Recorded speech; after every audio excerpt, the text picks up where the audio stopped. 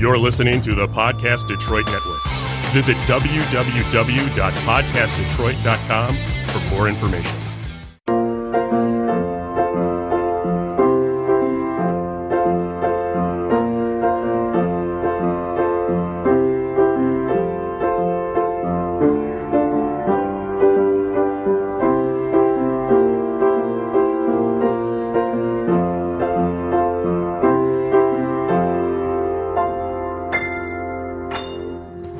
Welcome to the Make Meaning podcast. I'm Lynne, a writer, entrepreneur, and change maker, and I've dedicated my life to sharing stories of how people make meaning in their work and find purpose in their lives. You just heard a great original composition by my son, Asher Schreiber. This podcast highlights some of the great ideas and activities people do every day to make the world a better place. So much of the meaning we find comes from interacting with great people, developing relationships that are mutually beneficial, and doing work that inspires. I hope you'll be inspired by the people you meet on this podcast. We all need to find a way to make meaning in the mundane.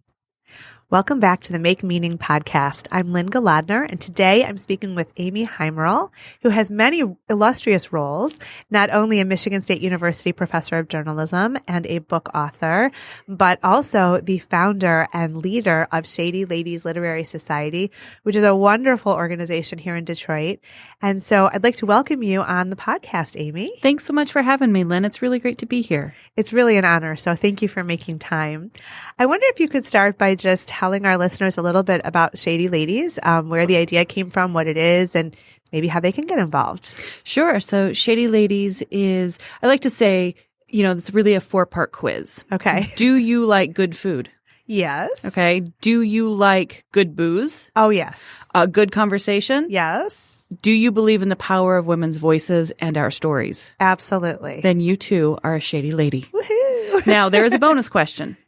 Are you a man who likes any of these things? And I know many who do, yes. And they too are Shady Ladies, or as we call them, our Shady Gentlemen. So we're really a platform for elevating women's voices. It started with literature, bringing in women authors to Detroit and pairing them with women chefs and bartenders for, literary dinner parties and unforgettable locations. But now we're pairing women scientists and bartenders and just trying to really create this platform. And we say everybody is welcome, but we center women's voices on the stage. That's amazing. And tell me a little bit about some of the guests that you've had, both in the Chemist Club, is what you're calling the Chemistry Club, Chemistry absolutely. Club, and in Shady Ladies. So tell me a little bit about some of the guests. So we launched Chemistry Club last month with our first ever scientist. She's an atmospheric chemist from the University of Michigan. Wow. And she talked to us all about how climate change is actually impacting the Great Lakes. And so the algae blooms you're seeing are actually a result of runoff and climate change and what we can do about it. So it was a really great sort of sobering speech, but also how can you actually do something about it, which is nice. Yeah.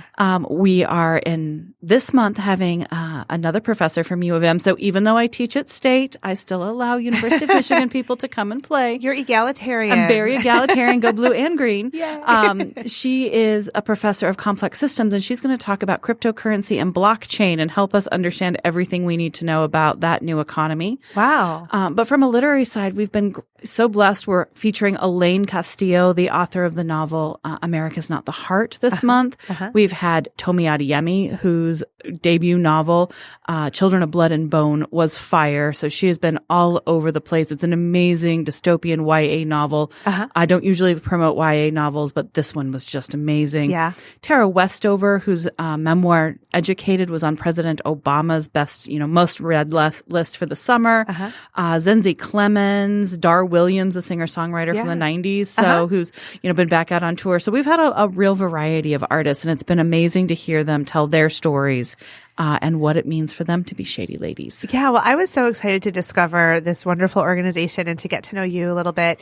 And I've only attended the Tara Westover, and I'll be at Elaine's event coming up. Yay. But what I loved was that you were really featuring Detroit in so many different ways. So while you're bringing in an author who's sharing her experience and her voice from wherever, we were in a Detroit locale. We were having Detroit cocktails from a local mixologist, and we're having Detroit food from local chefs, and a lot of it locally grown. own. But it all sort of related to the book as well. So I loved like your mom's jam. And so can you tell our listeners a little bit about how you arrange the whole atmosphere of the events too? So I bring in authors from somewhere else because I want them to see this amazing city that is Detroit. So it introduced Detroiters to these authors at the beginning of their career. But so that pairing is really important to me. So I look at the book and I look at the author and say, what's the right location and who's the right chef, female chef, emerging chef who can make this, and a bartender who's going to create a drink based on the book that's going to be fabulous.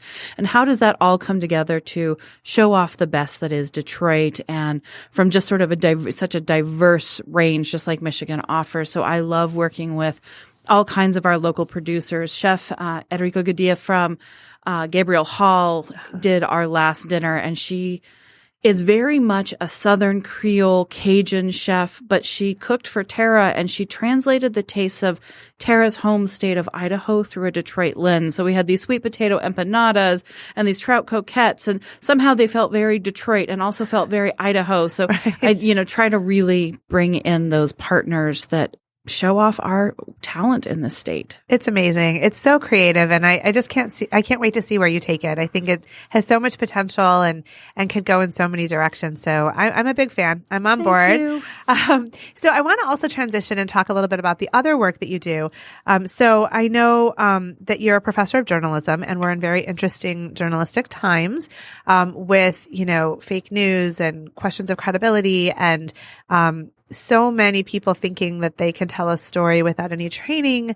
So tell me a little bit about how you approach the teaching of journalism in this day and age, and what you're hoping for from that. So I think that oftentimes people think that there are no jobs in journalism or no future in journalism. And the thing I like to tell my students is that it's just changing, and how we distribute news and content is changing. And that's been the story of our industry since the days of the papyrus scrolls. Yep. So every time we look, we've had, gone from scrolls, and then there are printing presses, and eventually we get to radios and televisions, and we're just really going much more rapidly with that iteration and evolution these days, which can make it feel very scary. I think we have to be nimble and ready for those jobs to change. And to do that, we have to just really train on the key skills of our job, which is to be the way, the truth, and the light. Okay. To really look at what are our ethics? What do we do as journalists? How do we differ from bloggers? What are our moral, ethical responsibilities? How do we always ensure that, not that we're just getting both sides, but that we're actually going and seeking truth and trying to bring that back, be the eyes and the ears of our readers in places and times when they cannot be there themselves. I love that. It's funny. I hired somebody a few years ago to be a social media strategist for me, developing content. And she was very, very young, had just graduated from college. And so she grew up digitally, but I don't know that she learned the strategy or the philosophy behind that kind of engagement and storytelling. And in fact, I had asked her, she's a really smart young woman, really amazing. I asked her if she could handle some e-blasts for clients.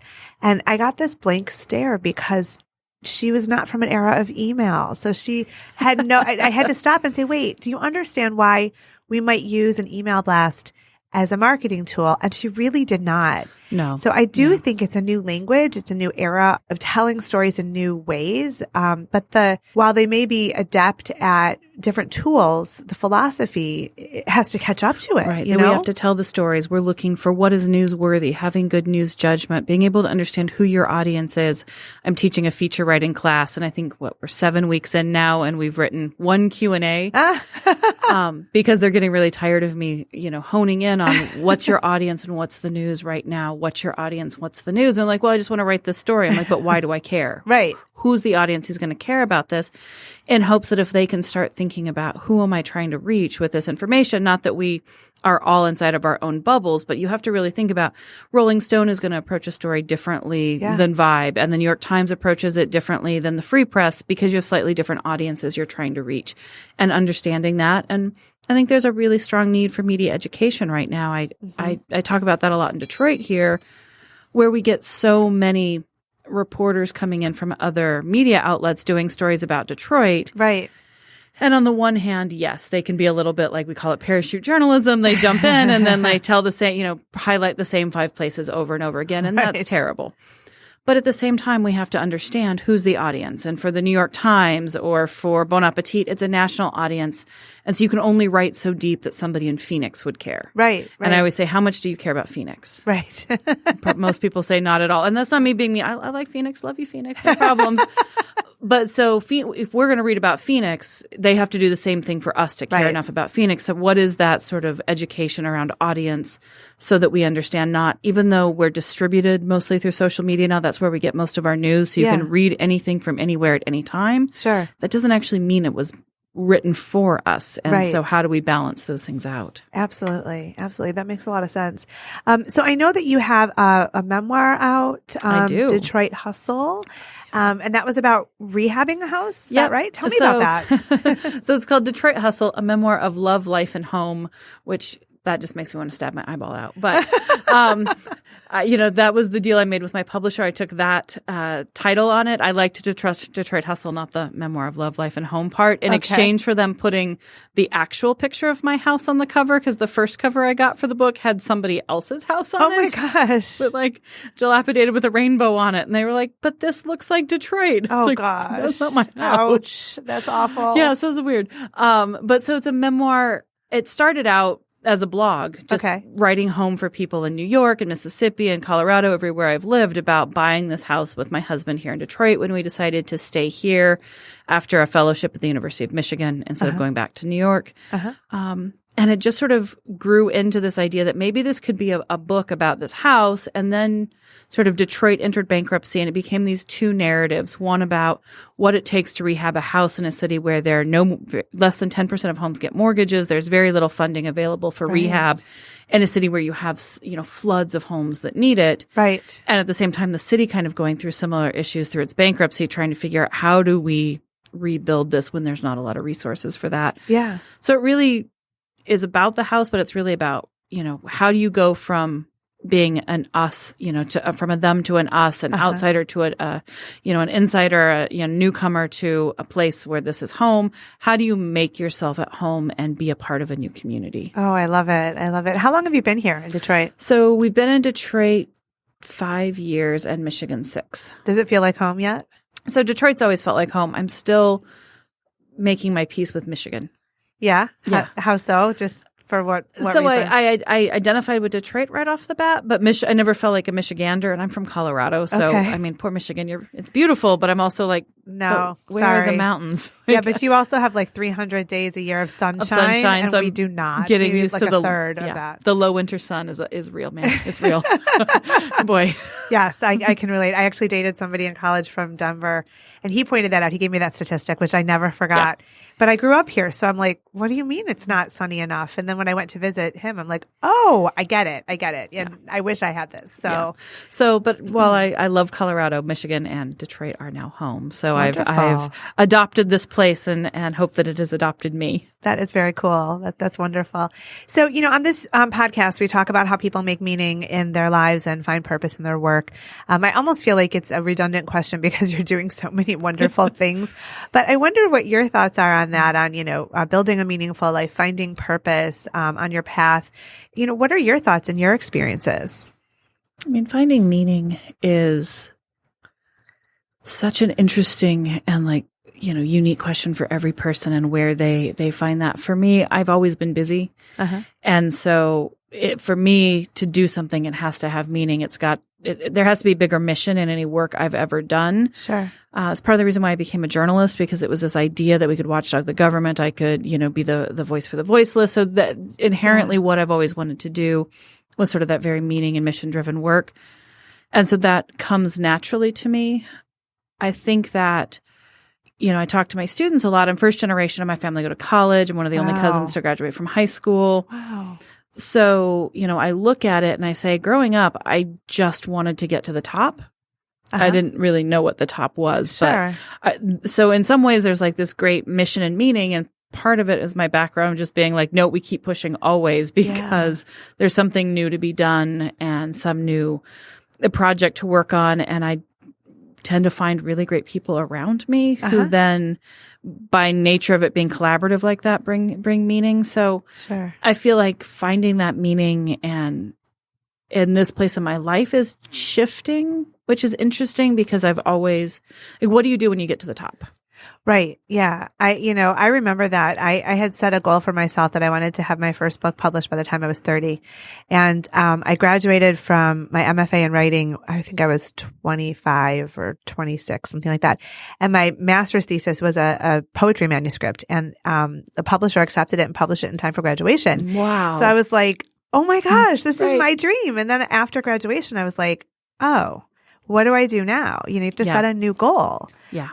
Which is a wonderful problem to have. Right. It's such a wonderful problem to have. I wanted to get to the top of journalism, and I did New York media, and I discovered I actually don't like that world. I like local journalism better. So you sort of get the thing you think you always wanted and then realize, oh, maybe that's not, doesn't have the meaning I thought it was going to. And now I'm here in Detroit. And I'm not working as a reporter, and so that's weird. I'm working as faculty and being able to teach, so I find meaning in that. But I'm also dealing with a lot of, structure around identity and who I am in a world right now where media is so important, but I'm not as much of a practitioner right now. Right. But I am helping to shape the next generation. So I feel like, I wish I had such a better answer. But the truth is, like, I'm in the middle of figuring it out right now for myself. Like, what is going to be the meaningful thing or driving force for the next phase of my career. Which is a lifelong journey. Yes. It's like once you answer the question, you then have to ask it again. Yes, exactly. So that's really interesting. I find that when you said you like local journalism better than big national, I remember, and I'm apologizing that I don't remember her name, but there's a journalist in Alaska in a very small town. I think she's an NPR journalist, and she published a book of her columns, maybe for the local paper. It's just like a teeny little remote town. And it was so powerful. And I thought, what a fabulous job she has, because it's the breadth of the community. Right. And I do think that while it may be paying pennies to work at some little community paper would be so fulfilling, because you really understand the fabric of that community. And there is so much meaning in being very local and very present. Absolutely. So my dad and my brother and my sister-in-law and nieces all live in rural Montana. Okay. And there's a newspaper for sale. My dad's like, hey, I found your newspaper. Why don't you just come to get this? You just come do this. I'm like, Dad, I'm not moving to Montana. He's like, well, no, like he wants to sell it. And it's got this great history of like suing the government all the time and rabble-rousing. And it's perfect for you, daughter. He's like, I have a plan. I'm like, you always have a plan for me. He's like, yes, and I'm always right. Get over here. Yes, Dad. Well, it's wonderful to be so loved and so supported. I'm very lucky to have my father. Yes, that is fantastic. Well, I am so grateful that you've been here to speak with me about making meaning on the podcast today. Oh, it's such a joy to get to be invited. Yes. Well, Amy Haimerl, thank you. And I can't wait to see where you go with Shady Ladies and everything else that you're doing. Thank you, Lynne.